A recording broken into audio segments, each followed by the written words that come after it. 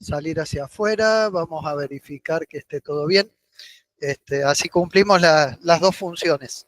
Eh, este, Mi presentación no es un PowerPoint, es un sitio web que lo creé para esta ocasión y que después va a quedar para que ustedes puedan navegarlo, explorarlo.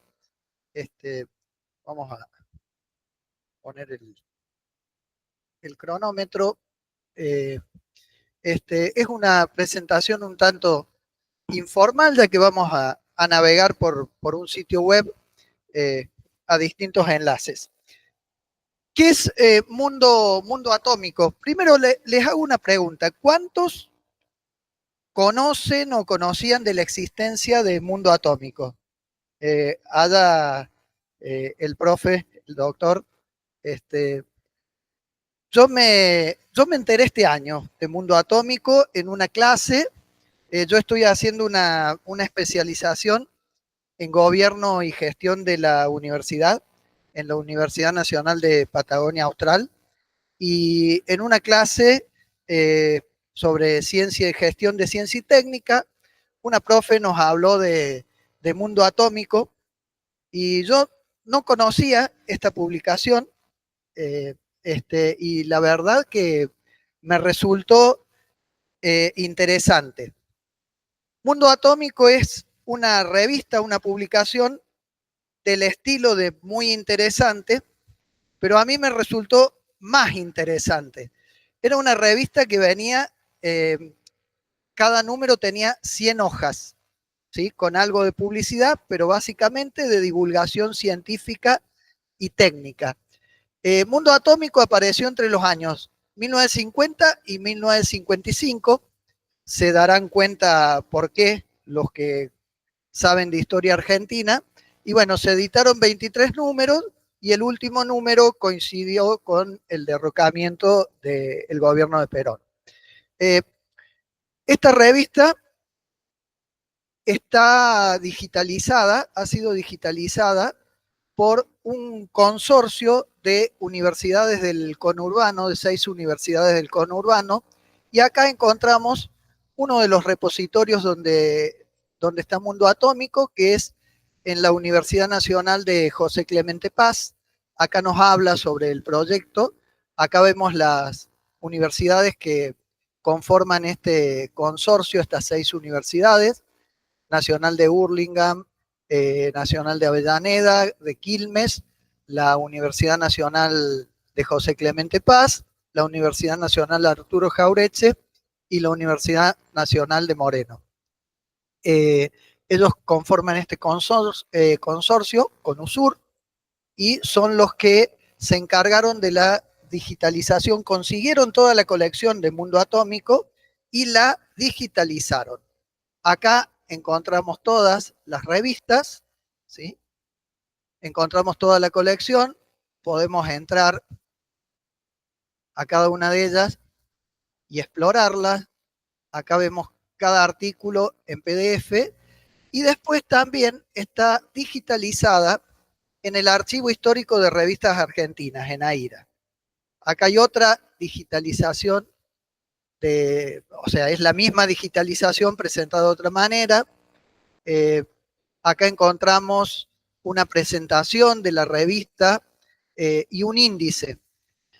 Yo busqué en este índice, eh, busqué artículos eh, sobre la astronomía en Mundo Atómico, que es lo que vamos a recorrer un poquito ahora. Hay un libro también que se los dejo acá. El libro está publicado en la Universidad Nacional de San Martín, que es todo un estudio sobre lo que representó la revista Mundo Atómico. No vamos a explorar ahora este libro por razones de tiempo. Y sí, bueno, le he hecho una página a este sitio con artículos de astronomía que encontré en Mundo Atómico. Eh, Como les dije, Mundo Atómico era una revista de divulgación de ciencia y de tecnología de aquella época. Eh, Acá hay algo que yo traté de resaltar, hacer una pequeña investigación de cuántos artículos había, en qué años y en qué números. En todos los años que se publicó Mundo Atómico, encontramos artículos de astronomía, ¿sí? Absolutamente en todos los años, no en todos los números. Eh, yo encontré 18 artículos de astronomía y este listado no es taxativo, capaz que si ustedes siguen investigando encuentran algún artículo más. Eh, tuvo presencia en los 6 años de la revista y hubo artículos de astronomía en 13 de los 23 números, lo saqué acá un porcentaje, en un 56% de los números de la revista, más de la mitad, hubo por lo menos algún artículo de astronomía. Vamos a navegar ahora algunos de estos artículos. Bueno, acá tenemos, cada uno tiene un enlace a un PDF con el artículo completo, de cuando acá tenemos Plutón, un informe sobre Plutón de cuando Plutón era planeta, ¿no? Esto fue en el año 1950, Plutón todavía era un planeta, así se veían las páginas de Mundo Atómico. Bueno, tenemos una nota en el primer número sobre el Observatorio Astronómico de La Plata, una nota de varias páginas, que cuenta distintos aspectos del observatorio de La Plata. Ah, y les voy a mostrar esto. Algo interesante, la primera tapa de Mundo Atómico tenía un telescopio refractor. No sé si, y el telescopio apuntando el cielo con la cúpula abierta, no sé si es algún telescopio de La Plata o es simplemente un telescopio. No, creo que no se puede, no se alcanza a distinguir. Sí, sí, pero es significativo esto, ¿no? La primera etapa del Mundo Atómico tenía un telescopio. Pensando que en esa época tal vez lo más relevante eh, era la física atómica, ¿no? Y la carrera espacial, los comienzos de la carrera espacial. Bueno, tenemos también, fíjense, una nota sobre rayos cósmicos y hay otra nota, esto habla sobre rayos cósmicos y esta sobre un proyecto de aquellos años que fue una estación en Mendoza, una estación de observación de rayos cósmicos en altura.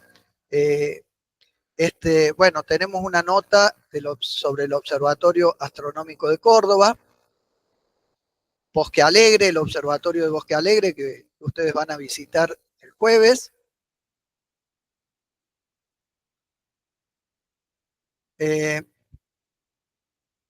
la obra de Gould en el observatorio, bueno, el círculo meridiano, el astrográfico, una foto muy interesante del astrográfico, el monstruo de Bosque Alegre, el 154, la tapa de uranometría argentina, una foto de este edificio. Fotos coloreadas, sí, exactamente.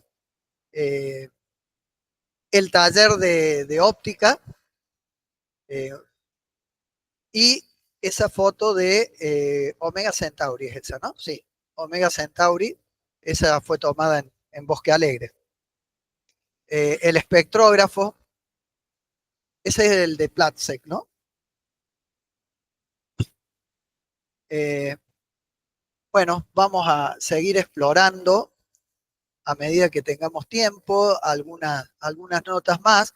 Hay algo interesante, le daba lugar a la astronomía de aficionados. Vimos una nota del Observatorio de La Plata, un artículo sobre el Observatorio Astronómico de Córdoba y esta que es sobre la Asociación Argentina Amigos de la Astronomía, ¿no? Bueno, acá pasión popular por la astronomía, ¿no? Imagínense las dos hojas de la revista. La Asociación Amigos de la Astronomía nos muestra también una nota bastante extensa. Se quiere ver más allá de nuestros ojos, con un horizonte más amplio, capaz de transformar la oscuridad de la noche en la claridad de la ciencia, tal vez algo muy, muy de época, ¿no? Eh, este, Tenemos también algo, escribe acá Nilo Arriaga, que es del Observatorio Astronómico de San Miguel, Nilo Arriaga, era un jesuita, creo, jesuita del Observatorio Astronómico de San Miguel. Acá nos cuenta sobre un eclipse de sol, y hay otra nota, creo también de Nilo Arriaga, sobre un tránsito de Mercurio. Ahí está esa foto coloreada, como dice Santiago, eh, este, y nos habla un poco del Observatorio de San Miguel, ¿no? Ahí explica el tránsito. Eh, Hay una nota que me resultó interesante sobre todo por lo que estamos tratando acá, que es epistemología e historia. Hay una sobre cometas, 3 etapas en la astronomía cometaria, y sale, eh, fíjense, tenemos 4 hojas con lo que pensaba Aristóteles sobre los cometas, lo que pensaba Losada, Beda, Beda y Losada, y al final hay algo sobre Séneca, que habla de una profecía de Séneca de lo que pasaría con los cometas, ¿no? Pero cómo, bueno, también le dio lugar a la historia de la astronomía, de la evolución de la astronomía, mundo atómico. ¿Eh? No, no sale el autor específico, sino que salen las tres posturas, sí. Eh, bueno, acá el de los viajes interplanetarios les quería mostrar algo. ¿Dónde está el de los viajes? 11, acá. Un ingeniero escribe, pero me gustó esto. Hay una representación que dice que es algo que piensa Von Braun sobre un viaje, ahí hay unas naves que van a pisar la luna con 30 astronautas cada una, más o menos, a ver si lo podemos leer. 3 navíos interplanetarios con 50 hombres de ciencia en cada uno de ellos se acercan a la Luna, tal como lo imagina Werner von Braun en el año 1977. Eh, este, bueno, el resto lo podrán ir viendo después ustedes, porque este sitio la idea es que ustedes lo puedan utilizar. Eh, Livio Gratón, sí. Livio Gratón, reacciones nucleares en las estrellas. Jorge Saade, una nota sobre radioastronomía, ¿sí? Una nota interesante sobre radioastronomía. Eh, y esto me pareció muy interesante, si bien no hace exactamente a la astronomía, pero una nota que se publicó sobre Albert Einstein con el motivo de su fallecimiento. Fíjense que tiene 15 hojas de la revista dedicada, bueno, publicidad de la época, ¿no? Publicidad de época, interesante para estudiar mundo atómico también. Acá está todo sobre Einstein, salen muchas fotos de su visita a Argentina, eh, una muy, muy interesante todo lo que escribe. Alsina Fuentes, que era de la Comisión Nacional de Energía Atómica, sobre Einstein, ¿no? Muchas fotos, caricaturas también, fíjense, caricaturas de Einstein, y cómo lo nombra Alberto Einstein. No es Albert, es Alberto. Lo puse a propósito eso porque, bueno, forma parte de un signo de época, ¿no? Eh, bueno, seguimos con caricaturas. Eh, y quería terminar con esto. Eh,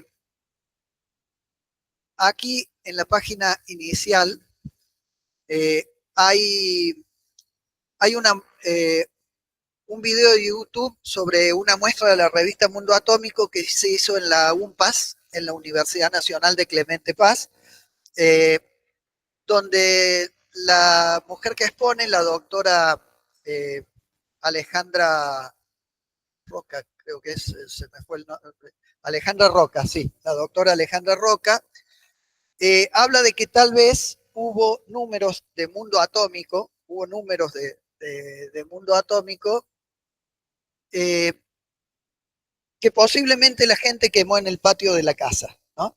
Mundo Atómico era una revista que se editó durante el gobierno peronista y seguramente había que hacerlas desaparecer, muy bien, eh, y tal vez algunas personas quemaron Mundo Atómico en el patio de su casa por estas cuestiones que tenemos en la Argentina muy propias de nosotros, que creo que ya las dejamos de lado y ya las superamos, pero y quería terminar con esto, ¿no? Eh, si realmente se quemaron números de Mundo Atómico porque había que hacerla desaparecer, a mí me vino esta frase a la mente de una canción que escuché muchas veces de joven. Lamentablemente con esto eh, estoy manifestando mi edad, pero no me importa. Más temprano que tarde, sin reposo, retornarán los libros, las canciones que quemaron las manos asesinas, renacerá mi pueblo de su ruina y pagarán su culpa a los traidores. Una frase de una canción de Pablo Milanés, de Yo pisaré las calles nuevamente, y canción que me vino a la mente, les voy a decir, les voy a confesar algo. El día que Argentina perdió la final de la Copa América con Chile en el Estadio Nacional, y daba bronca porque Messi perdió una final, pero yo pensé en esa gente. Pensé que en ese momento el Estadio Nacional, que había sido testigo de fusilamientos, de torturas, era la alegría de un pueblo. Y me alegré en ese momento pensando eso por el pueblo de Chile, a pesar de que a los argentinos no nos gusta perder finales. Este, eh, pero bueno, un poco el motivo de esta charla era presentarles Mundo Atómico, sobre todo para aquellos que no lo conocían, para que puedan tenerlo en cuenta en sus trabajos de análisis de la historia. Mundo Atómico forma parte de, de algo que nos pasó a los argentinos, de un contexto histórico de Argentina creando un avión como el Pulqui, que ustedes agarran un Pulqui, la primera versión del MiG y la primera versión de los F norteamericanos, el Sabre, y son todos iguales. Yo siempre digo que en Argentina, eh, hace muchos años fabricamos la Hilux, la Ranger, la Raptor, la S10, porque fabricamos el rastrojero. Y si el rastrojero hubiese permanecido, hoy no diferiría tal vez de una Hilux en tecnología, ¿no? O de una Amarok. Eh, y esto es parte, Mundo Atómico es parte de esa historia y me parece que hay que rescatarla. Yo he vivido, me he criado en un hogar antiperonista, con un papá que con todas las razones era antiperonista, y no le discuto eso, porque le entiendo sus razones, pero yo no conocí el bombardeo a Plaza de Mayo, yo no conocí cosas como esta, ¿no? Sí lo conocí a través de otros familiares y me pareció, desde el punto de vista de la epistemología, de la historia, hoy traje astronomía en Mundo Atómico, pero creo que podemos traer toda la ciencia y la técnica, ¿no?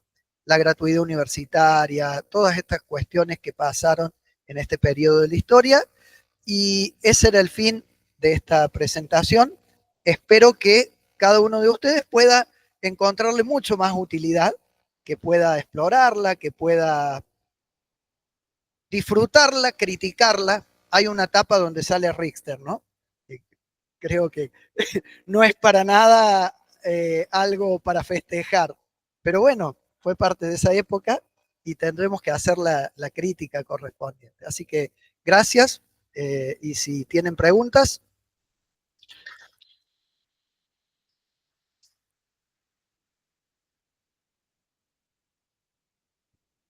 Gracias. ¿Preguntas, comentarios? Sí, bueno, gracias Omar por el rescate, me parece muy valioso. Eh, Quería retomar, esa es la etapa en la que se fueron forjando las bases para el INTA, vos mencionaste Comisión de Energía Atómica, que así no se llamaba en esa época, pero que dio lugar, y también rescatar algo que está por esas épocas, que es el problema que tuvo con Richter y cómo, bueno, Gaviola, Balseiro, lo hicieron entrar en razones de que, bueno, de que más allá de lo que no se pudo hacer, había algo que hacer ahí o había un conocimiento que rescatar. Entonces, me parece que es una etapa muy interesante porque por más conflictivo que haya sido tanto el desenlace, las razones que tenía tu padre y el mío, eh, es una todo parecía posible. Entonces, cuando todo parecía posible, después es bueno el rescate porque eh, por potente, eh, lo que invita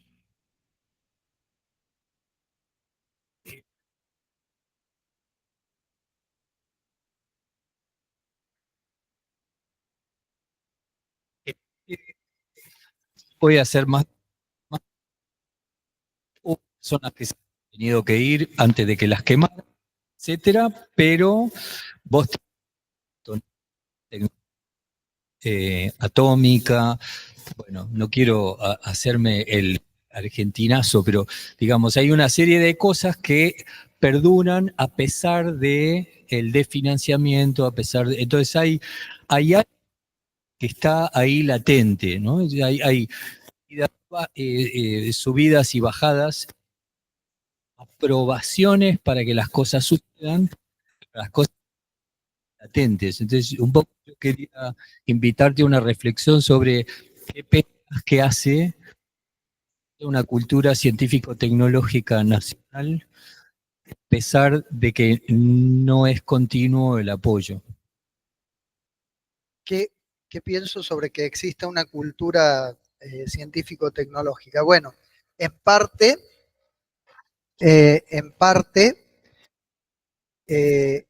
este periodo de la historia, donde el Estado tuvo un rol protagónico en la política universitaria, una política universitaria que fue muy discutida y muy criticada en algunos sentidos, pero la gratuidad universitaria, por ejemplo. O sea, los cordobeses levantamos siempre y con mucho orgullo la bandera de la reforma del 18 y me adhiero a esa bandera.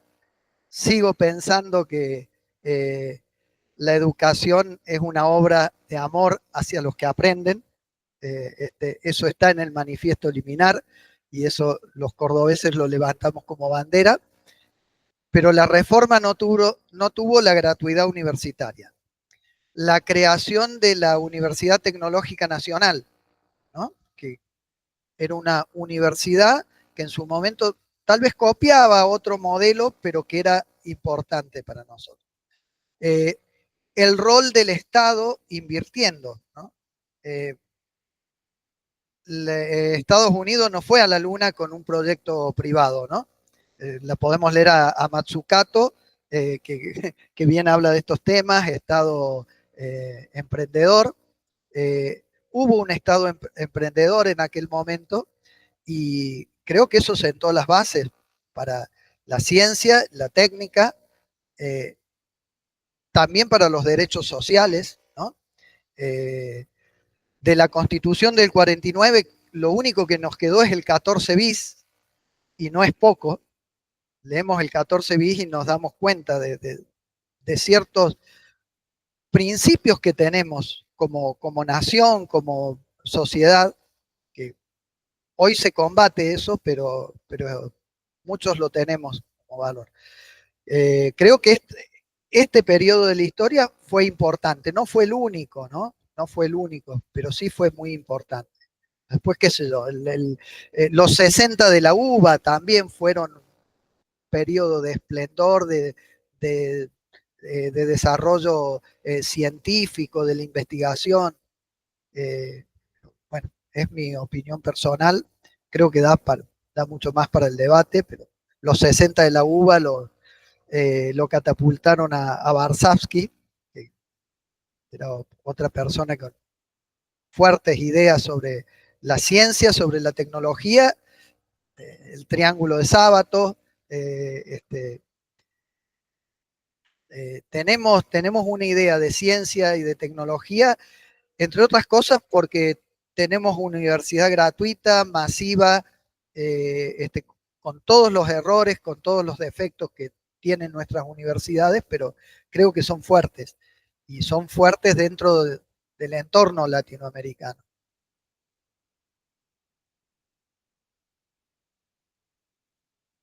Gracias, Omar. La pregunta mía tiene más que ver con un interés histórico a la hora de tomar, digamos, a Mundo Atómico para explorarla desde esa perspectiva, ¿no? Entonces, vos mencionás que cada artículo es escrito, pero no hay autor, ¿no? Por lo menos lo que le preguntó Santiago. Bueno, algunos sí, digamos, Sí, que Jorge figuran en los Saade, mismos claro, sí. títulos y demás. Digo, a la hora de abordarlo desde una perspectiva histórica o historiográfica para reconstruir algo, hay, además de de la base de datos donde está la digitalización, alguna referencia a los metadatos o algún cierto tipo de metadatos que den pistas o indicios a, bueno, algún eventual comité editorial de la revista, es decir, cómo se manejaba, cuáles eran los criterios a la hora de solicitar a los autores o a aquellos anónimos, digamos, para poder publicar en este tipo de revistas. No, yo no he encontrado metadatos en ese sentido. Lo único que encontré fue el índice, pero no encontré, que no quiere decir que porque yo lo encontré no exista, porque un poco el trabajo es decir, tenemos mundo atómico, usémoslo. Acá está. No es un trabajo exhaustivo, no es una crítica, tampoco entiendo que yo tengo los elementos necesarios, eh, pero me parece muy bueno ese planteo tuyo. Incluso es un planteo que hasta le podemos hacer a los digitalizadores de la revista, ¿no? Los datos están, la revista está digitalizada y podemos consultar a las personas que hicieron ese trabajo y tal vez podemos aportar. Alguien puede, Maxi Bossoli puede aportar a...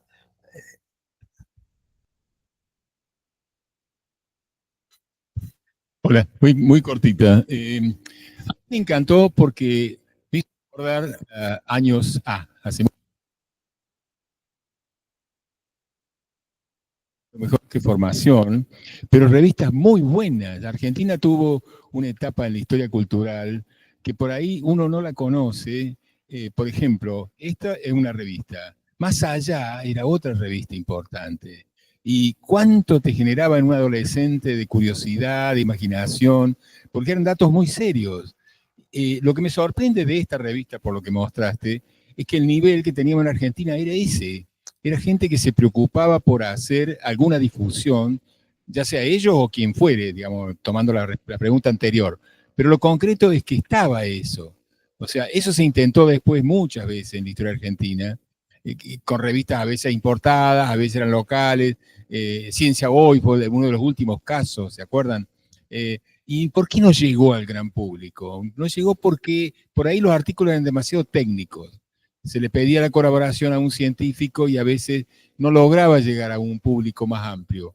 lo que yo veo muy exitoso de esta época es que algunas de esas revistas llegaban al objetivo. O sea, uno como adolescente o como joven se inspiraba por ahí con ideas que ni se le habían cruzado por la cabeza, digamos. Y además con un nivel de formación muy buena. Después, bueno, pasando los años, a lo mejor uno va leyendo, qué sé yo, alguna cosa. Por ejemplo, El secreto atómico de Huemul, de Mariscotti, qué sé yo. Son obras donde la pregunta inicial sobre el lugar de Richter lo vas evacuando con información, aunque no sea un historiador profesional, porque no era el autor de este libro, pero sí era un hombre serio, que se tomó en serio el trabajo de tratar de contar qué es lo que cree que pasó en Huemul, ¿está bien? Entonces, a mí estas revistas me parecen que, me parece que cumplieron un propósito y lo cumplieron bien. Creo que alimentaron una cultura general, entre las cuales me incluyo, digamos, porque he disfrutado de estas revistas. Entonces, bueno, mis aplausos por eso, ¿está bien? O sea, reivindicar eso que esté, que salga debajo de la alfombra. Eso era un comentario nomás.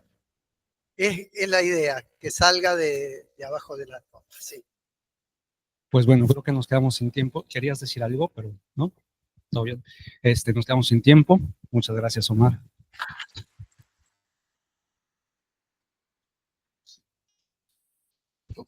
Sí, bueno, la presentación que viene, vamos a acomodar todo.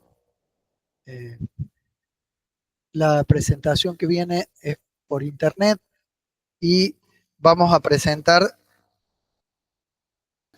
ahora va a presentar entonces Alan Heiblum de la Universidad Autónoma de México, Astronomía, Cosmopolítica y Paz. ¿Sí está ya? No. Fíjate si está encendido. Sí, ahí. ¿Sí? ¿Ahora sí? Bueno. El código genético fue el punto de partida. Si la vida estaba hecha de letras, entonces podíamos leer, editar, reescribir, redactar un manual de instrucciones para vivir resultó, no obstante, imposible. Quizá no requería más de cientos de miles de letras, pero tendría que estar vivo. Lo factible fue redactar el manual de la utopía. Mahler estuvo cerca cuando compuso su octava sinfonía, la de los 1000. Décadas más tarde, su hija, Marianne, la mayor, compuso la sinfonía de los 1000 millones. A principio nadie la leyó como el armisticio que era, pero ¿a qué hora íbamos a hacer la guerra si necesitábamos ensayar? ¿A qué hora íbamos a perpetuar un genocidio cuando lo que hacía falta era afinar coras, balafones, jaranas, tablas, tambores parlachines y una miríada de instrumentos cuya sola presencia desautoriza las armas? Desde entonces, nadie volvió a hablar de estados ni de megacorporaciones. El mundo devino sala de conciertos. Entonces, este cuento es mi traducción personal del pensamiento de Camille Flammarion, el divulgador de la ciencia más famoso de Francia a finales del siglo XIX, principios del siglo XX, y en su Astronomía Popular, justamente uno de sus más populares textos, ahora sí, mejor, escribe en un pequeño párrafo, dice, si las personas conocieran el profundo placer que depara la contemplación del cielo, habrían más telescopios en lugar de bayonetas, haciéndole más fácil el camino a la paz mundial.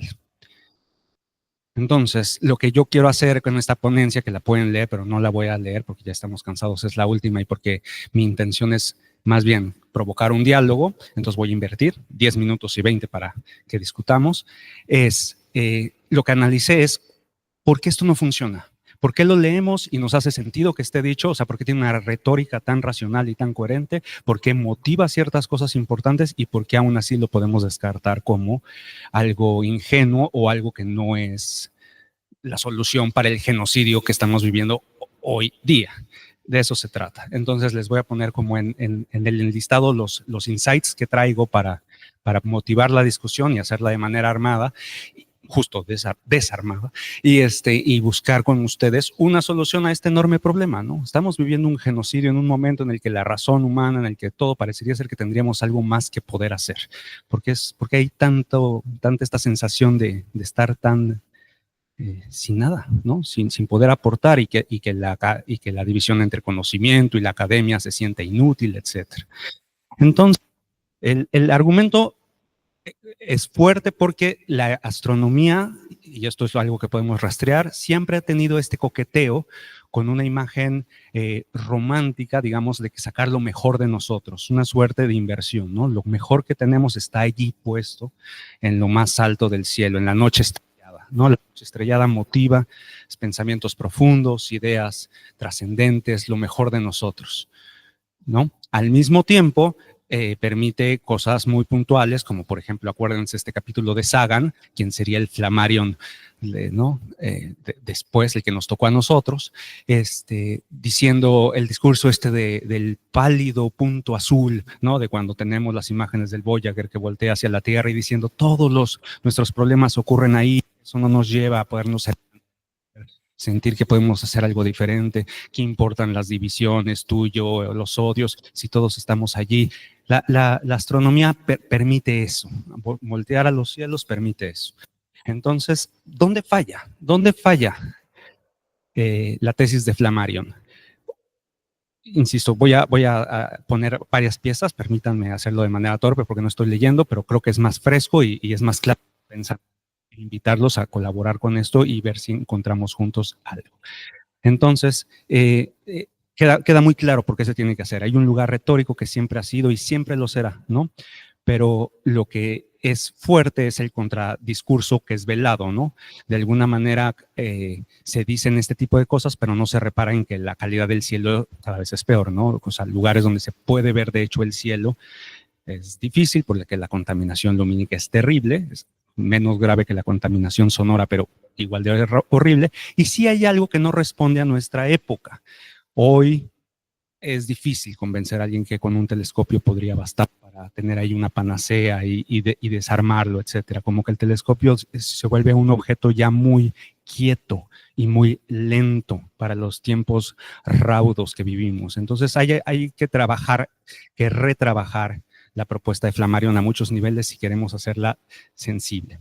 Entonces, ahora sí, las piezas que quiero poner son, por una parte, está este discurso muy interesante de Isabel Stengers, esta filósofa belga que hace una línea de pensamiento fascinante, muy cercana a Bruno Latour, que retoma a Whitehead con la visión de procesos y demás, que en lo personal creo que escribe muy mal, pero piensa muy bien. Y entonces, bueno, ella nos regala la propuesta cosmopolítica, y la idea es, la voy a resumir lo más brevemente para que tengamos tiempo de debatir, pero entonces la idea es, cuando hacemos política ya tenemos unas reglas del juego que no limitan a los que no hacen política y por lo tanto es un juego redondo que no funciona nada, se autoavala.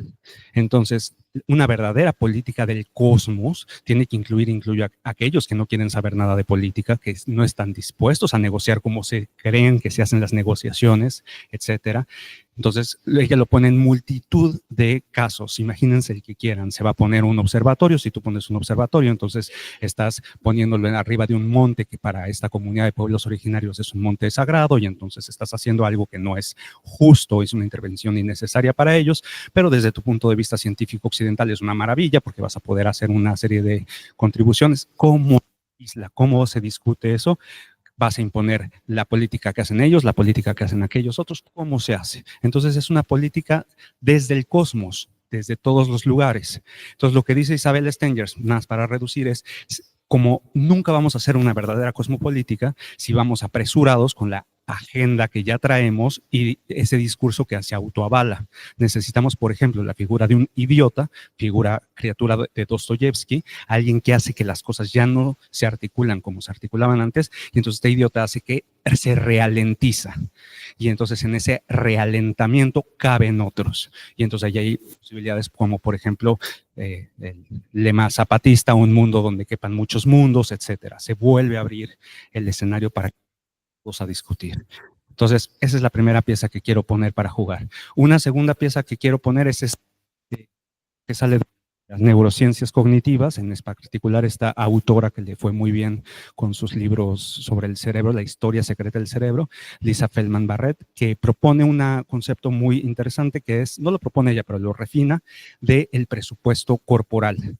La visión aquí es quitar la homeostasis como una forma de entender a los seres humanos, proponer la alostasis, es decir, nos tenemos que pensar cambios variables que nos regresan a la homeostasis, y todo esto es un asunto de el cerebro está prediciendo, haciendo predicciones todo el tiempo. Entonces yo ahorita puedo ocupado dando mi ponencia porque sé que ustedes no me están atacando ni nada.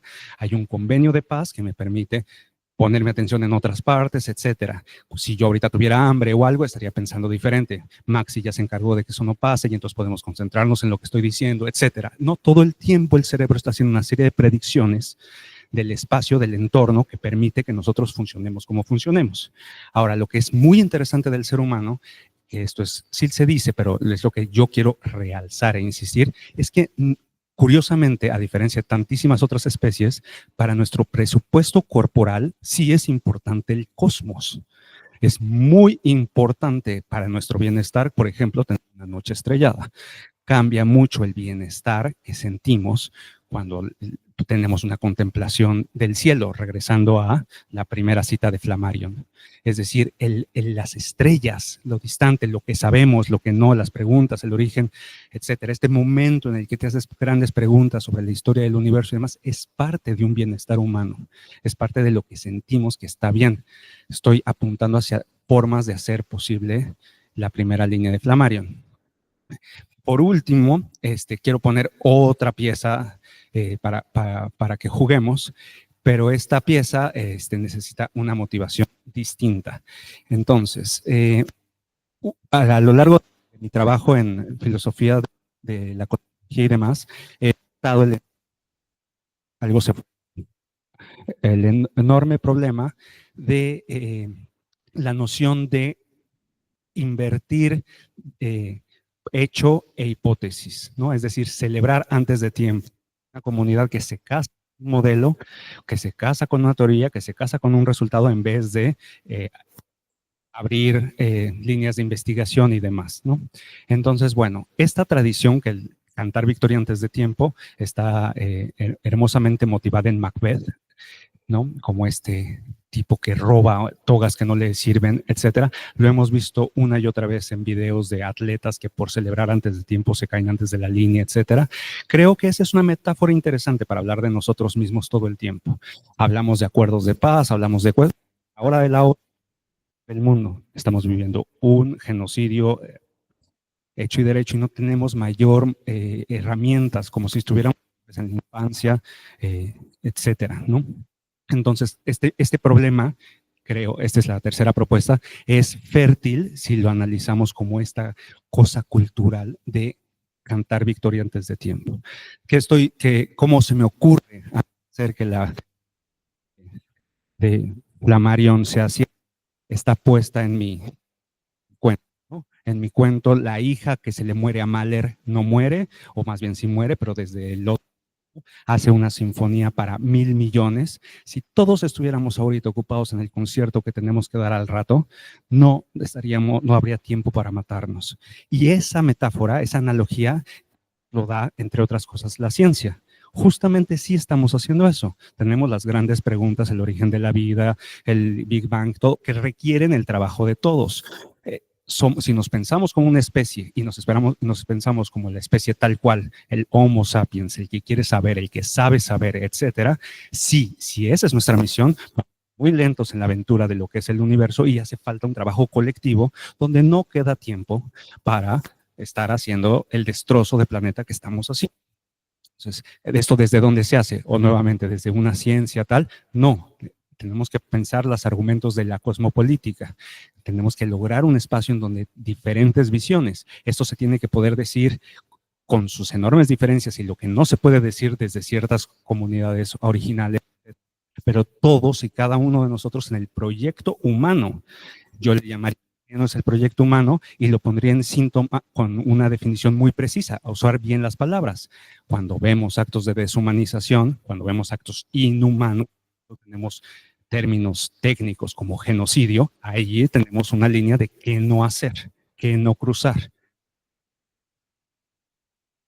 Y entonces, como la propuesta, lo que yo veo es que si hacemos un crimen en el tiempo libre, en la cotidiana, no tomarnos en serio la aventura del conocimiento, la cuestión de que de la humanidad como proceso, los procesos de deshumanización de un lado, los otros, y sí habría manera, sí es posible imaginar una utopía en términos de estos que estoy diciendo. ¿Qué figura falta en todo este esquema que estoy planteando? Que de alguna manera es predecible. Tenemos un diagnóstico brutal, ¿no? La prisa. Y obviamente viene el filósofo y hace un elogio sobre la pausa. Y el elogio, ya sabemos, va a ser bellísimo y va a hacer cosas muy importantes, pero ese elogio a lo más se va a quedar en un video de la prisa de TikTok. El filósofo habla de la pausa, etcétera, y entonces el mecanismo vuelve a echarse tal. Entonces, yo lo único que creo que falta a la propuesta de cosmopolítica de Stengers es una suerte de, seguro también va a ser una criatura dostoyevskiana, pero bueno, no el idiota, además del idiota, que creo que hace muy bien su trabajo, hace falta otra figura que también acelere. Necesitamos un acelerando distinto, y creo que ahí es el acelerando de tomarnos nuestro trabajo muy en serio. La pasión que ponen cada uno de ustedes en sus ponencias, en sus lecturas y todo. Creo que tenemos que aprender más a socializar lo que hacemos y el trabajo, y no a jugar juego de poses, cosas que siempre tarde o temprano caemos, sino a intentar hacer cosas genuinas. Yo no quería, me encantan imágenes, trabajo mucho, no imágenes como una suerte de crítica al abuso que ya teníamos y que ahora con la inteligencia artificial es un nuevo desborde. Quería hacer algo diferente, quería ocupar mi tiempo para hablar con ustedes sobre el problema de la paz que estamos viviendo, y ya estoy a punto de comerme mi tiempo, aquí lo dejo.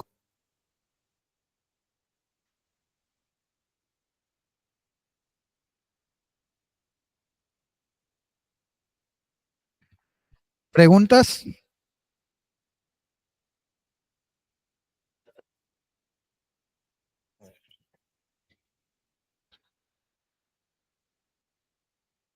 Bueno, ¿se escucha ahí? Sí. Me gustó mucho la charla, la oportunidad también para escuchar la opinión de los demás. En esto de, bueno, la cosmopolítica, yo trabajo como profesor de astronomía y como profesor de filosofía recientemente.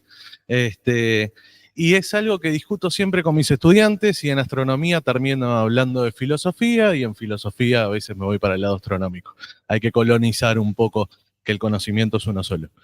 Yo tengo una pequeña contradicción, quizás, para fomentar esto del diálogo también, con el tema de, vos hablaste de el concepto de homeostasis, y creo que hoy estamos con un tema de confort intelectual, que creo que ese es el problema principal que tenemos que combatir, como los que somos educadores, los que son investigadores. Y hay otro problema también, o sea, lo pienso ahora, lo vivo como experiencia, yo vengo de Uruguay, y claro, o sea, vengo de Uruguay, vengo acá a Córdoba, como McDonald's, escucho la misma música que escucho en Uruguay, y da igual si estoy en Córdoba, en Uruguay o en Francia.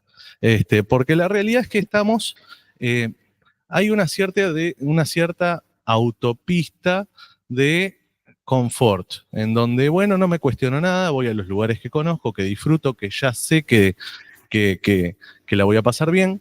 Y la astronomía en ese sentido, y la filosofía también, proponen lo contrario. Proponen, che, mirá, durante un tiempo no la vas a pasar bien, porque mirar el cielo es divertido, quizás los primeros 15 minutos, con amigos, todos tuvimos esa primera experiencia de observar el cielo y decir, ¡pa, qué lindo!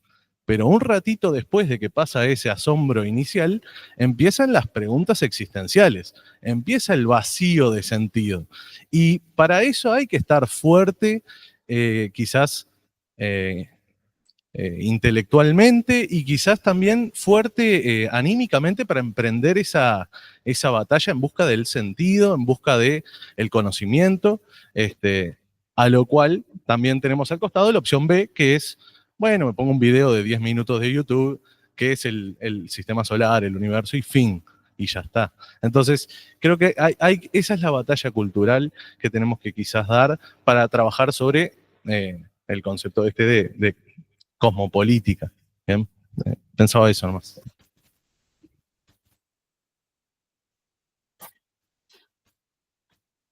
Sí, estoy totalmente de acuerdo con tu línea. Yo en vez de confort hablaría de autocomplacencia como el problema central, pero bueno, en la lectura que espero cuando Maxi nos lo indique y se las mandemos y demás, cuando la vean, lo puse en términos más formales como la primera tesis, la pongo en términos de que la historia de mirar el cielo ha sido la historia de nuestra atención colectiva.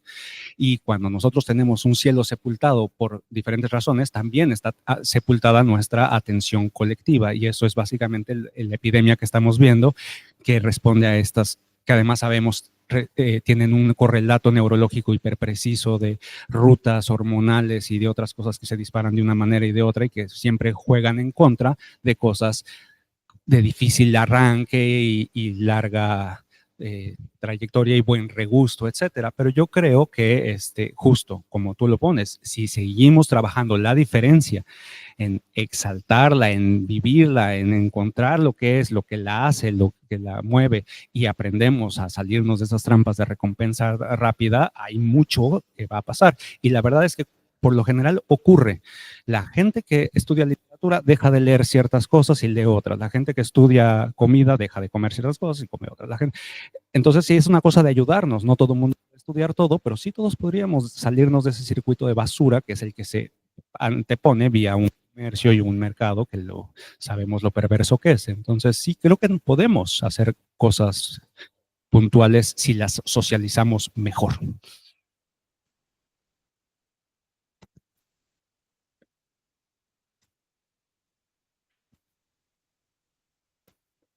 Hola. A mí me gustó lo que dijiste, porque creo que tocas cosas, son resortes profundos que a uno lo mueve por un lado o por otro, ¿no? Cada uno sentirá de alguna manera, pero yo en general me pongo en una posición más bien conservadora, quiere decir más dogmática, pero no como diálogo hacia vos o con vos, sino por una especie de mecanismo inercial que uno tiene de seguir un tema. Yo me acuerdo cuando nació en la Comisión 40 de IAU, la astrobiología y la búsqueda de vida extraterrestre. O sea, entre los astrónomos hubo alguna preocupación que se esparcía muy de cuando en distintos lugares del mundo, porque era una de las pocas comunidades mundiales, a diferencia de la Sociedad Internacional de Biología, de Matemáticas, de Física. La astronomía parece que el universo era uno, ¿está bien? Entonces, depende de dónde mire uno, pero el universo. Así, en una época se pasó del hemisferio norte al hemisferio sur, etcétera. Los primeros observatorios en Sudáfrica, en la India, qué sé yo, en Argentina, etcétera. Esa fue una primera imagen de cosmovisión geopolítica el que estás usando vos, porque me pareció muy atinado el comentario. Sobre todo porque es una persona que ha explorado un montón de campos y ha trabajado con un montón de gente, así que a mí me parece atendible, no sé si es compartible totalmente, pero atendible, al menos el estilo. Ahora, hay otro aspecto que, más allá de esa empatía a favor con lo que estás diciendo, hay otro aspecto que te marco que es menor, totalmente menor, pero es en el jerga nuestra de cordobés, es un buen chisme, ¿está bien?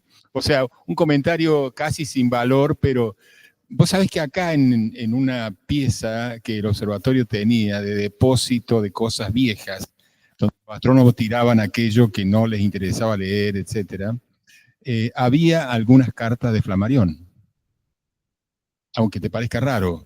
En la época que había intercambio por reprint y demás, había una suerte de correspondencia. Ahora no tenés historia para eso. O sea, cómo esos tentáculos existieron, no solamente en buena hora que los resaques a la luz, pero digo, esas cosas han existido y uno, cuando veía una carta de esas viejas o cosas, dice, esto va a saber cuándo llegó acá, ¿está bien? Uno pensaba en, qué sé yo, en los canales marcianos, en toda esa especie de mundo atómico, pero de principio de siglo, ¿está bien? O sea, no sé si era real o no, pero uno pensaba en eso, en qué posibilidad hay de imaginar alguna forma de vida. Y eso es un tema que es recurrente en astronomía. Hoy tenés un tema extraordinariamente recurrente, tan recurrente como vago, que es el tema del principio cosmológico antrópico. ¿Está bien? O sea, a ver, uno puede rastrear el origen, lo puedes encontrar en Weinberg, a poco antes de morir, lo puedes encontrar en un montón de cosmólogos relativamente contemporáneos, te podés ir para atrás y encontrarlo en el siglo XIX, en Wallace, qué sé yo, en biólogos. Hay algo como esa especie de actitud pro carbono, ¿está bien? Ojo que hay que tener en cuenta esto para el cosmos. ¿Seremos importantes en un sentido, un principio copernicano? No sé, esa es otra historia. Pero en alguna medida es como si uno no se lograra salir totalmente del escenario. Y a mí me parece muy bueno que uno lo reivindique. El único punto donde a mí me cuesta más absorber, y retomo la primera parte de la charla, es porque no sé si yo compro actitudes normativas muy fuertes, ¿está bien?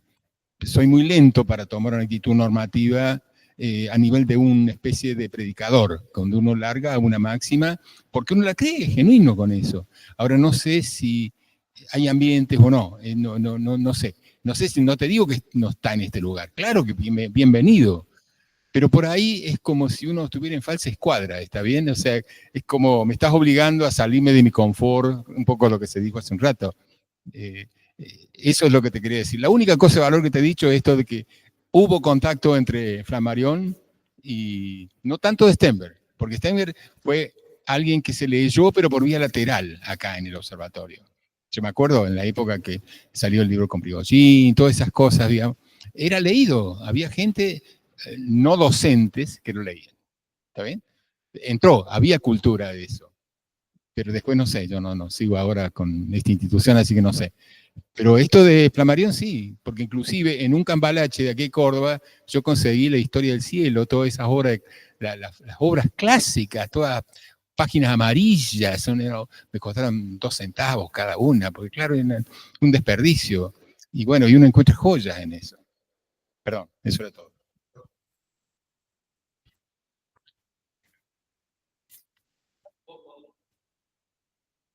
Aprovechando que tocaste ese tema y con tu comentario anterior sobre el mundo atómico y la enorme calidad de productos que habían antes y demás, cuando hago el análisis de esta cita de Flammarion, la descompongo en la matriz, está este paso, ¿no? De que habrían más telescopios, menos bayonetas, una suerte de reemplazo de tecnología, allanando el camino hacia la paz mundial. Este es un tema que yo he visto que gracias a la filosofía de la tecnología estamos discutiendo por fin, creo, de manera más precisa, que es el carácter vocacional de la tecnología, que vía la tesis de la neutralidad, ¿no? Como si no importaran ni las cosas, depende del sujeto qué uso les da, falso, ¿no? La dimensión vocacional de la tecnología es enorme y entonces sí hacemos algo muy grave a la hora de no estar repartiendo telescopios y sí permitir el libre circulación de bayonetas. Allí creo que la crítica más importante es que se le va a Flammarion y por donde viene la primera cosa de que nos parece muy ingenua la propuesta, es que pues, lo que nosotros sabemos es que no es ni una ni la otra. Sabemos que el telescopio se monta en la bayoneta porque se llama mira telescópica y esa enjambre tecnobélico es lo que siempre opera y opera tan bien que hoy día es lo que está. Es un despliegue técnico lo que está haciendo Israel, entre otras cosas, ¿no? Es una cosa impresionante. Pero yo creería que justamente si le damos otra vez el carácter correcto vocacional que tiene la técnica, se desmonta. Sí se desmonta la mira telescópica, porque en el fondo lo que está diciendo Flammarion, que donde yo creo que es el argumento correcto, es la belleza nos salva. Cualquiera de nosotros, en el momento en que tenemos una cosa de belleza, viene la sensación de sentido. El mundo tiene algún propósito, algo, sea con una buena parrillada que nos alimenta, sea con un atardecer que tal vez vamos a tener, etcétera. El momento de la belleza. Y entonces ese sí es el que la bayoneta no permite y sí hay maneras de hacer vocación tecnológica para darnos más belleza, ¿no? Y la belleza, como sí tiene una cosa de frescura y demás, el predicador no tiene nada que hacer y eso también nos sirve para el otro punto que expusiste.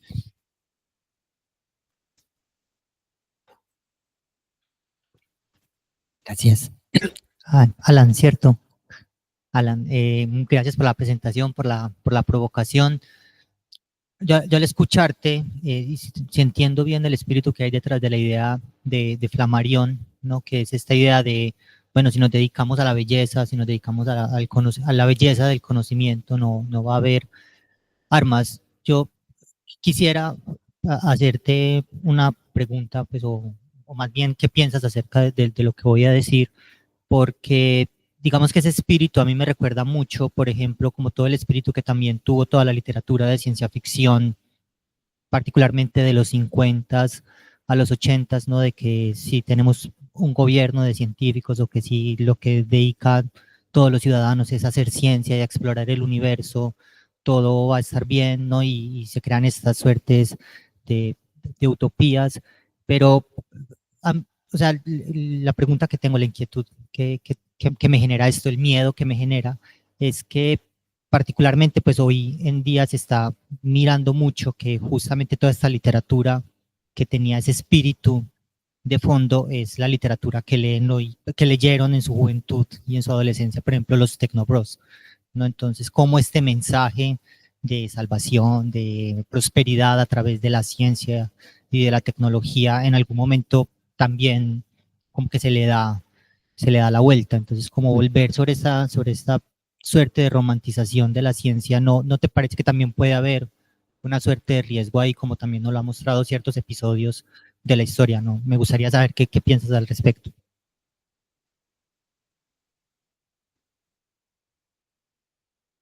Intento contestar lo más brevemente posible y no te contesto, solo me sumo a ti a decir y lo pongo el problema de una manera mejor, ¿no?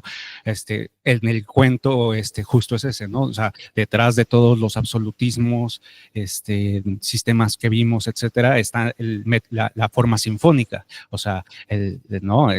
Hitler hacía sus desplazamientos y ponía a Doris Lessing a hacerle todo el cine y todo pensando en términos sinfónicos. Y lo que estaban escuchando era la oda a la alegría, etcétera. Entonces hay algo ahí de la forma, de las grandes formas estéticas y todo que son tan buenas para el absolutismo y para todo, es un enorme problema. Este es el camino a la distopía, tienes toda la razón. En la ponencia lo discuto de una manera que ahorita no puedo resumir, pero nada más me gustaría como exponer contigo esa preocupación es gigantesca.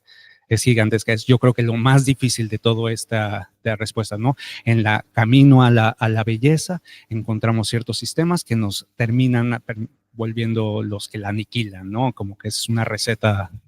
Sí, creo que ese es el gran problema, es lo que te quería decir, y sí intento dar algo, pero bueno, lo leemos después.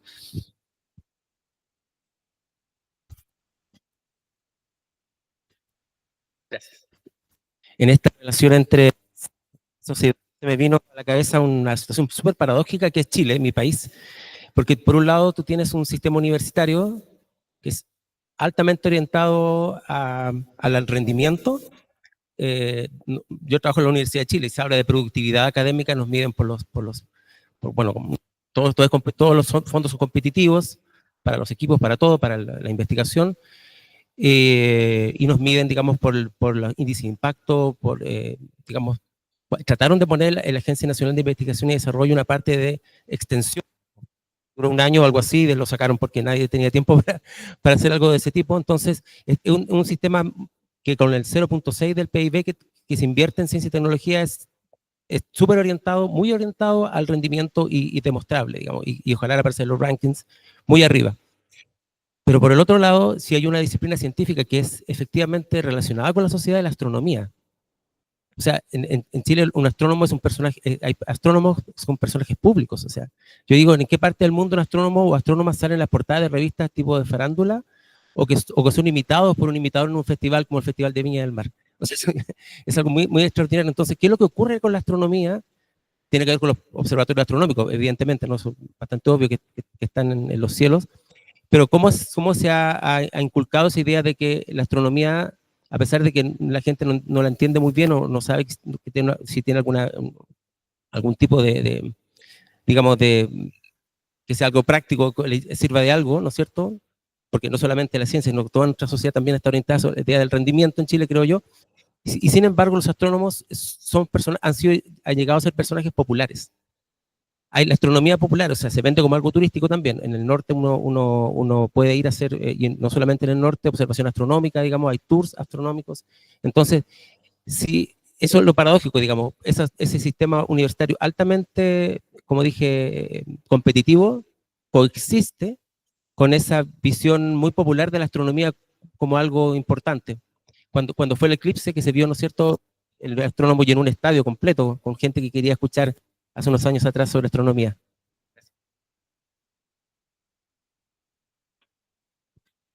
Sí, creo que eso responde a esta parte que la astronomía calza por una serie de retóricas o de cuestiones a cierto tipo de personaje, y ese personaje tiene una enorme visibilidad cuando se ocurre de cierta manera, ¿no? Siempre, incluso originariamente, pues era templo designaba la ventana de cielo que se ve, y entonces el que guardián del templo, y de ahí todas estas figuras que han crecido tanto, ¿no? Hay como una especie hasta de seguimiento etimológico que la historia ha acordado.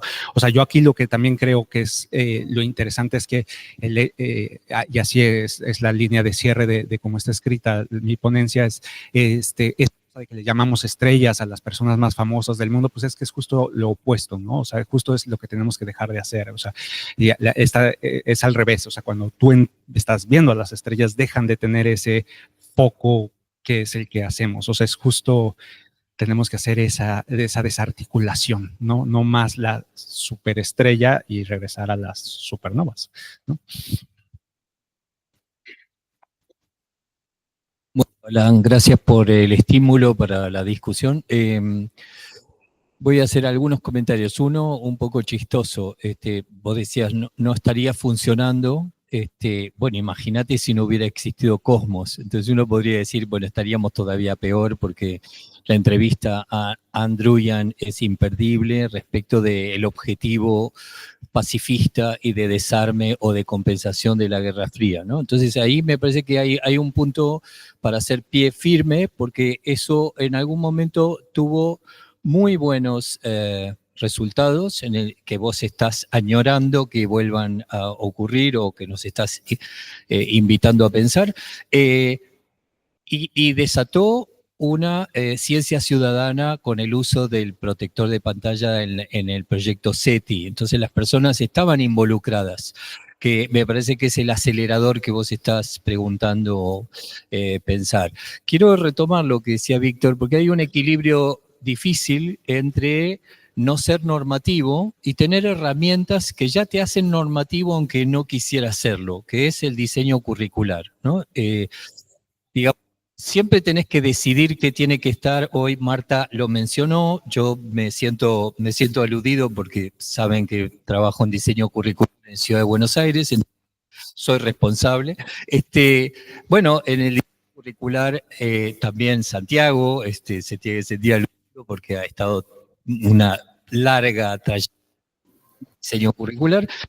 Uno introduce exobiología, y no lo introduce porque te gusten los bichos raros nacidos en un cometa, que todavía no tenemos un bicho nacido en un cometa para decir, es a esto a que me refiero. Entonces viene todo el entorno a preguntarte por qué lo pones. Y lo pones porque estás poniendo el foco en un paradigma en el cual no, sino biocentrista fue planeta, porque por ahora el ambientalismo pone el biocentrismo.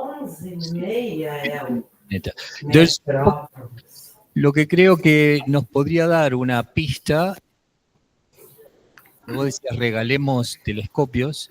Bueno, los diseños curriculares son una normativa que, te guste o no, tendrás que subir una sección de temas. Entonces, para minimizar lo que a mí tampoco me gusta, que es respecto de este punto, va a enfrentar con otros valores que queremos, ¿no? Entonces, lo que quería hacer, y última cosa, es el tema de la otredad. Siempre es un problema que hace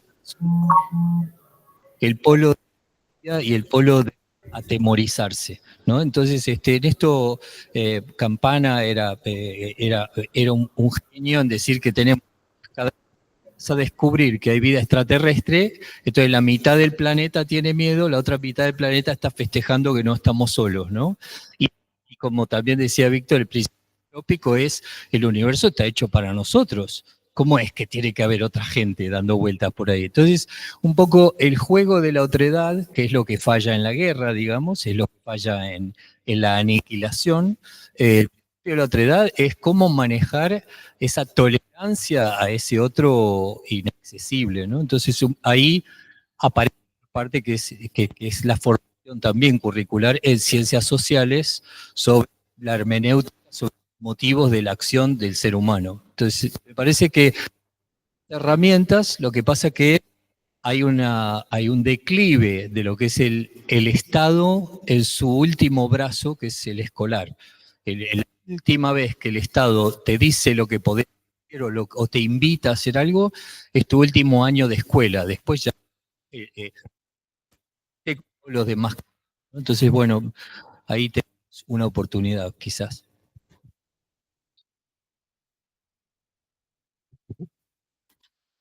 Sí, gracias. Cuando pongo la pieza esta del presupuesto corporal, obviamente hay que discutir los otros presupuestos, los normales, ¿no? Lo del qué es presupuesto y a qué se le da presupuesto, ¿no? Y sí es un enorme problema del mundo el enorme presupuesto que tienen las industrias bélicas. Y es como, y esa cuestión siempre responde a una discusión de poder que ahí creo que lo hace muy bien Stengers con su visión cosmopolítica.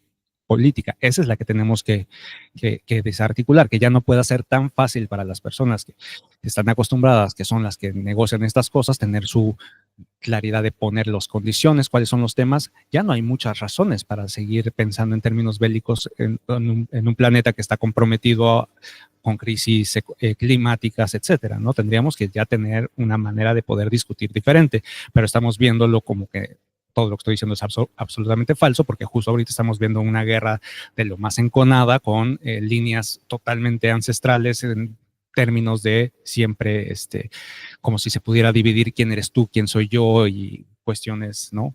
Que responden a agendas de otro tipo. Entonces, y hay un enorme problema, ¿no? Entonces, lo que en términos sí tenemos que hacer una revisión de decir qué terrible situación, que el presupuesto humano sea como es, mostrarlo es de vergüenza. Eso creo que hay que empezarlo a decir. Una segunda causa que hay que decir es que en términos de ciencia cada vez lo hacemos peor, porque hay muchas maneras de decirlo, pero una grande es como cada vez es más caro ciertos tipos de experimentos, tenemos que estarnos asegurando que esos experimentos vayan a salir bien y entonces de alguna manera se deja una pluralidad de lado. Si renegociamos cómo se hacen los presupuestos, se abre panoplia para cosas diferentes y ahí empieza a motivarse el tratamiento de la otredad que puede ser formador para, entre otras cosas, cómo llevamos la otredad en el día a día. Entonces, sí, claro, ¿no? La propuesta que yo les vine a hacer en ningún sentido se reduce a regalar telescopios, porque yo sé que además los telescopios ahorita yo creo que son francamente aburridos. Ya no son lo que eran antes. Es de los objetos que más han envejecido en cierto sentido. La gran pregunta es, ¿qué es un telescopio a la Flammarion que funcione hoy día? Y es una serie de cosas, ¿no? Para empezar, no es un objeto. Es un objeto que se transforma, es una serie de cosas. Y creo que eso ayuda a la parte normativa, porque yo estoy de acuerdo. Cualquier cosa que se pone y que se obliga es como el secreto para echarla a perder, ¿no? Y entonces, sí, creo que va por ahí. Me interesaba decirlo porque por lo de mal de mi ponencia queda confuso, ¿no? Pero bueno, creo que mejora.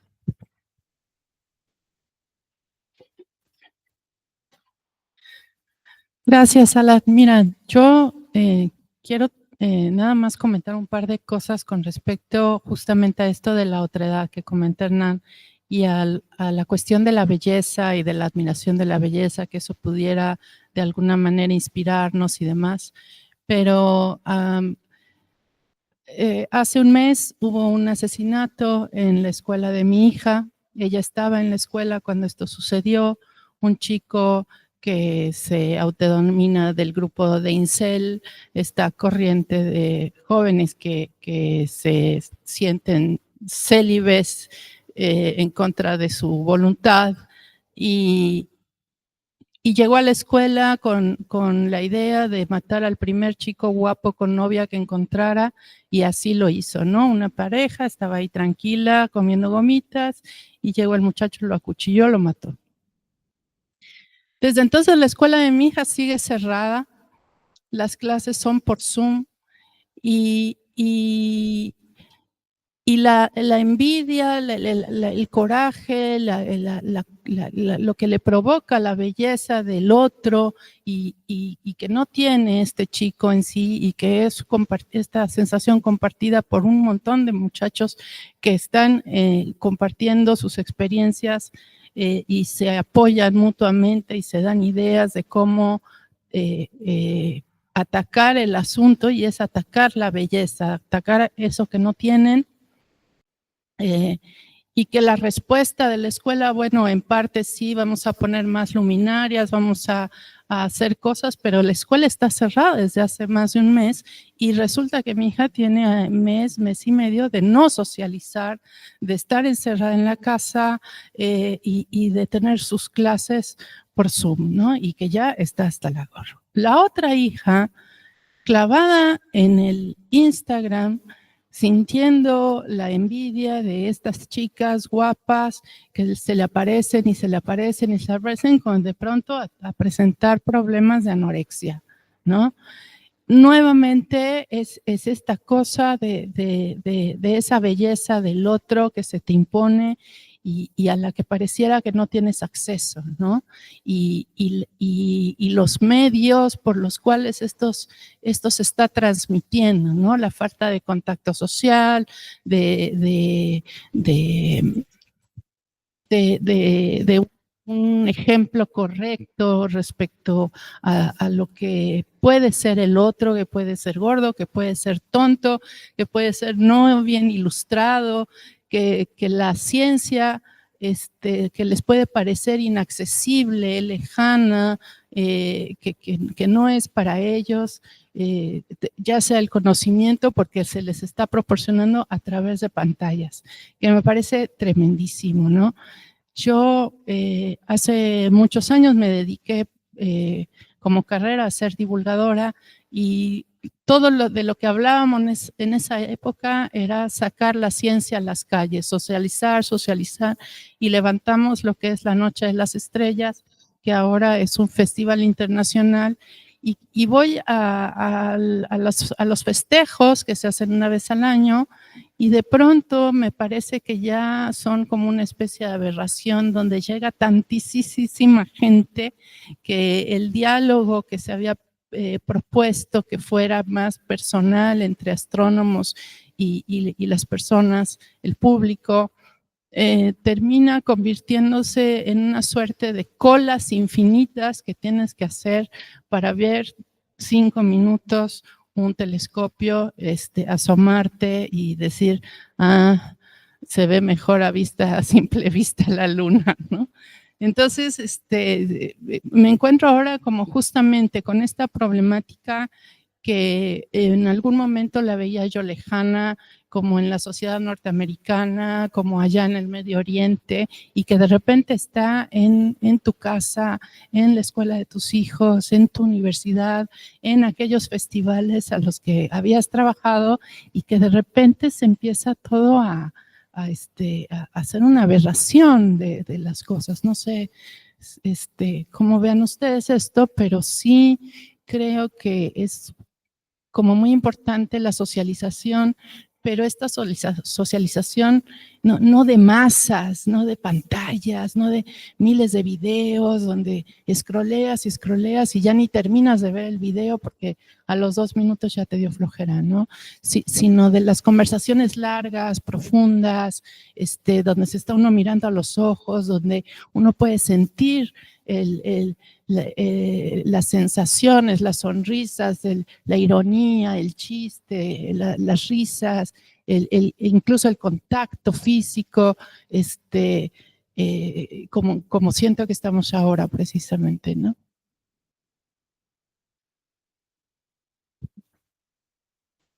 Intentaré ser brevísimo por razones de tiempo, ¿no? Entonces, perfecto. Entonces voy a ser lentísimo. No, bueno, o sea, ¿en qué sentido no vine a leer la letra de Imagine de Lennon? No, porque sería como la otra, pues que está proponiendo, imagina un mundo en el que...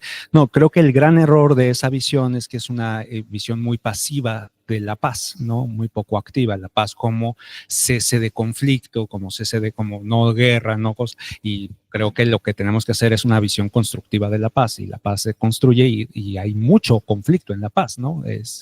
Lo que no hay es esa aniquilación como apuntaba Hernán, etcétera. Ahí son los vectores que salen y sale la sistematización del horror, salen muchas cosas, pero la paz es muy complicada y está muy bien que sea, tiene que ser compleja y tiene que ser fea y llena de cosas. Entonces, la parte donde yo en la propuesta esta que estoy diciendo es, nos recordamos que lo que nos interesa y que si tuviéramos tiempo y hacer, pues nos abocaríamos a las grandes preguntas. Si queremos saber cuál es el origen de la vida, si queremos saber cuál es el origen del cosmos, y no se puede, no es fácil. Para la aventura del cosmos se necesita toda la ayuda posible. Feyerabend lo dijo así y se entiende perfecto, lo podemos seguir diciendo en muchas maneras. Sí necesitamos todos. Entonces, a veces es tan sencillo como prestarle tu protector de pantalla y hacer cosas, a veces se necesitan otro tipo de cosas, pero voy más allá de eso, es dejar de pensarnos como segunda, ¿no? O sea, todo mundo somos igual de en una potencia, no estamos de bebitos, y la distribución social ocurre como un proceso muy torpe. ¿Por qué? Pues historia colonial, porque toda una historia de conflicto de clases, etcétera, que va pervirtiendo, todavía hay cosas muy torpes, muchos tipos de odios, pero realmente pues todo mundo tenemos una suerte de vector humano que nos hace complejizarnos y buscar vidas interesantes, etcétera. Y esa es la cosmopolítica, ¿no? Que cada quien pueda encontrar ese vector y llevarlo a cabo.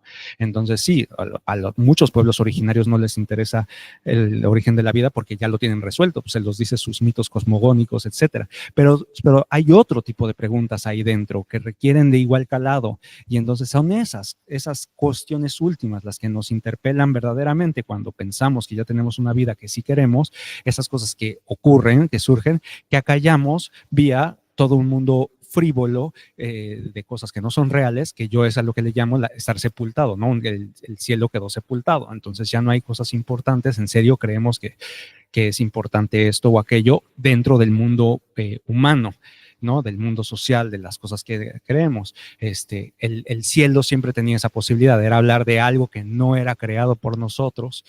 Ahí podemos retomar un poco a Hacking en una lectura muy interesante, ¿no? Era el espacio del no intervenir, y eso nos abre toda una serie de panoplia de estar en el mundo de la representación. Bueno, en ese mundo de la representación podemos nutrir nuestros discursos para bien, para quitarles ese sesgo torpe que, por ejemplo, te hace creer que lo que estás leyendo en esta página y conversas con esta red y todo, ese es el mundo. No, nunca es.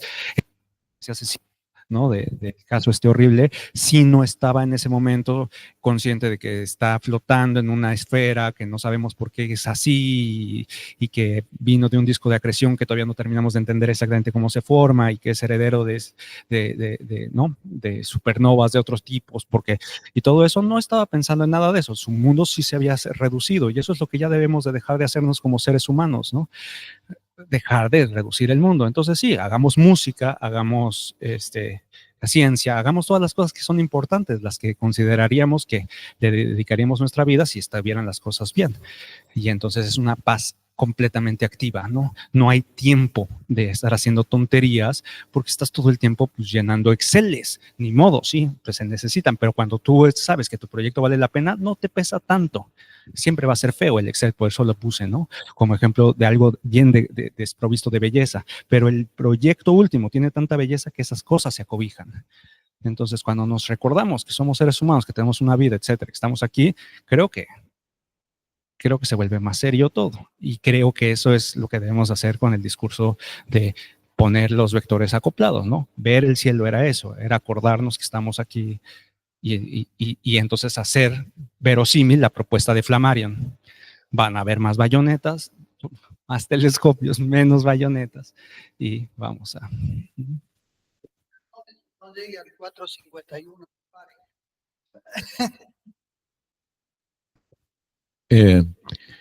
Quería hacer algunos comentarios desde el punto de vista de los que nos dedicamos desde una aproximación de las ciencias sociales a entender la ciencia y la astronomía incluyéndola. Y el primero es que me parece que si como científicos tenemos intención de participar de un modo más activo del mundo social general al que pertenecemos y al que muchas veces nos escabullimos, tenemos que primero hacer una reflexión más seria de cómo somos por justamente formar parte de ese mundo social. Y yo creo que justamente la idea de pensar que somos una especie de parte excepcional de la humanidad, con cierta misión salvífica posible, diferente a la que puede tener alguien que siembra papas o cualquier otra persona que haga otras cosas, es un error serio. Toda la investigación descriptiva muestra que las comunidades científicas hoy y antes nos comportamos más o menos como el resto de las personas en el resto de las comunidades humanas, no solo porque tenemos nuestros propios conflictos, disputas y tensiones, sino porque somos parte de los conflictos, disputas y tensiones de las sociedades en las que vivimos. Y esos problemas con la otredad nos atraviesan a nosotros tanto como a nuestro vecino que es mecánico o al que es agricultor o carpintero. Y en ese sentido, lo que vemos es que si uno en cualquier actividad o como grupo humano que se dedica a una actividad quisiera aportar algo diferente, debería probablemente empezar por reflexionar qué hace como comunidad para aportar a ese complejo mundo en el que vivimos.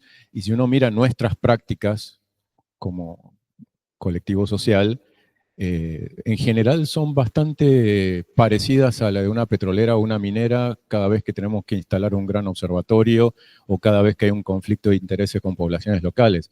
No son solo los casos hipotéticos que Stenger pueda especular hipotéticamente, sino son los casos concretos de todas las situaciones conflictivas que tenemos con una enorme cantidad de proyectos astronómicos hoy en curso, del cual el TMT es el más emblemático, pero no es el único, es más la norma que la excepción, y donde aún hoy, después de la enorme cantidad de tinta corrida al respecto y muchas tesis doctorales analizando el conflicto, el consorcio del TMT sigue insistiendo en construir el telescopio exactamente en el mismo lugar, y no ha cambiado un ápice. O sea, no se ha movido 1 milímetro y cada vez van a las cortes gastando más dinero para intentar torcer una cosa que es clarísima, que no tiene ningún sentido. Entonces, si uno quisiera, como académicos, quisiéramos empezar por algún lado, la primera cosa sería dar un poco el ejemplo, a lo mejor con nuestras propias prácticas respecto a nuestros vecinos. O sea, ser buenos vecinos de nuestros vecinos. No somos muy buenos vecinos de nuestros vecinos.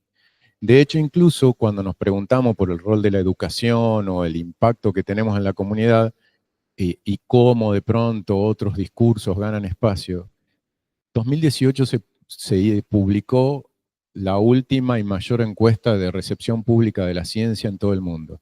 La encuesta Gallup de confianza y recepción de la ciencia en el público.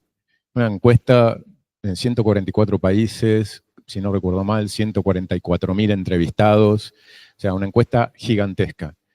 Y señala algo muy concreto, y que es que hay una correlación directísima entre desconfianza en la ciencia y desconfianza en las instituciones.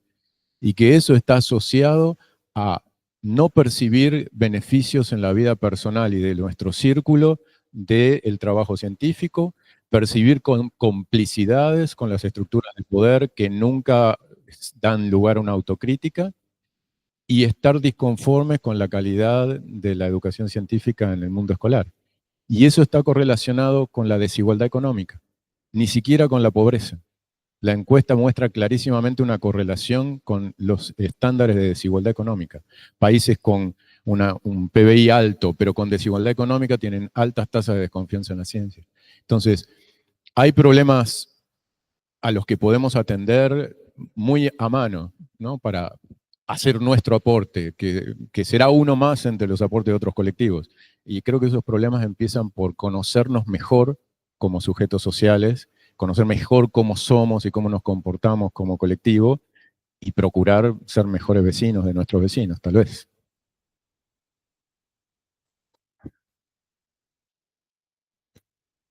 Totalmente de acuerdo. Y esta última parte de vecinos de los vecinos, Bruno Latour, que se nos murió allí 2020, o corrija, este último que escribió después de Dónde aterrizar, Dónde estoy, fue el último que escribió después de que ya no sé por qué no lo tradujeron en español, dice esto, se queda mucho allí, ¿no? Es como la parte de toda su propuesta ecológica que ha venido trabajando la reduce a este drama de lo malos vecinos que somos, lo malo que sabemos ir a escuchar, porque para empezar nos juntamos con el vecino ya habiendo hecho el diagnóstico de por qué me estoy juntando con el vecino, en vez de ir a juntarte con el vecino para descubrir cosas con el vecino juntos. Entonces de ahí ya, la idea del vecino ya está manoseada en vez de que sea una cosa más ecológica como tiene que ser, de interacción pura.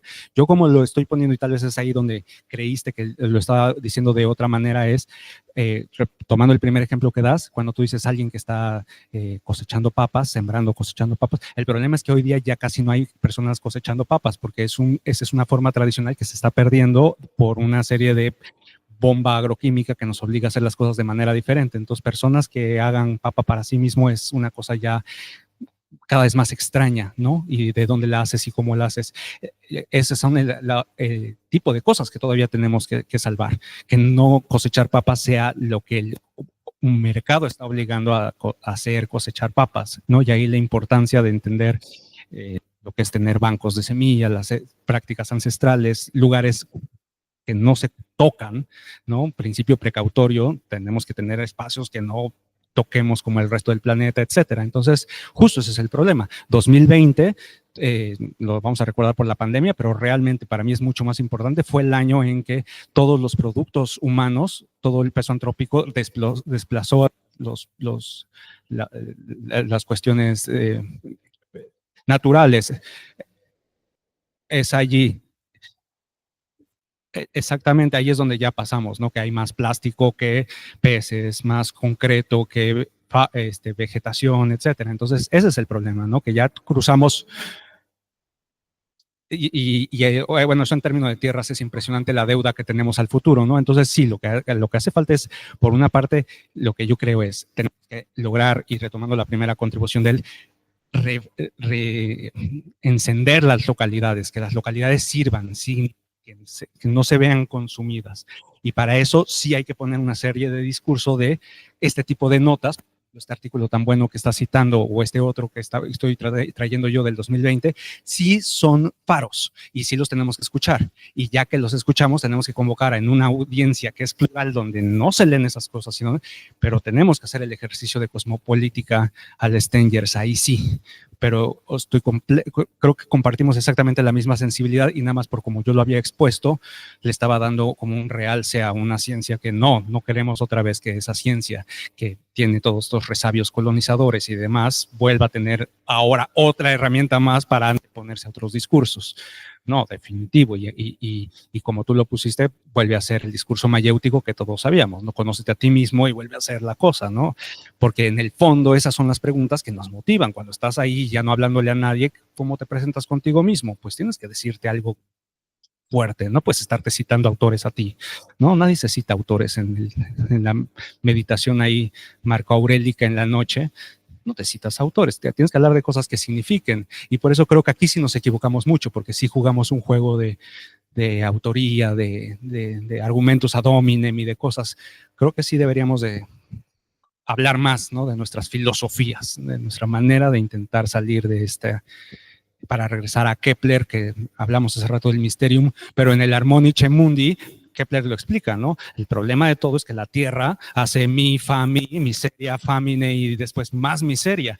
Y esa es la lamentable canción que estamos cantando y por eso estamos otra vez en un pleno genocidio. Pero basta, sí podemos hacer algo. Deberíamos de poder intentar al menos decir cómo hacemos algo. No puede ser, ¿no? Es muy doloroso, es muy doloroso.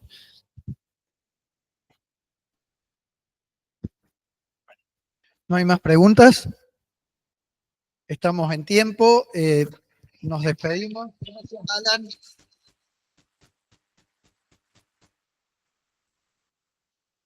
Y nos encontramos mañana, 8:30, damos comienzo a las segundas jornadas de las terceras jornadas, de las terceras GEA.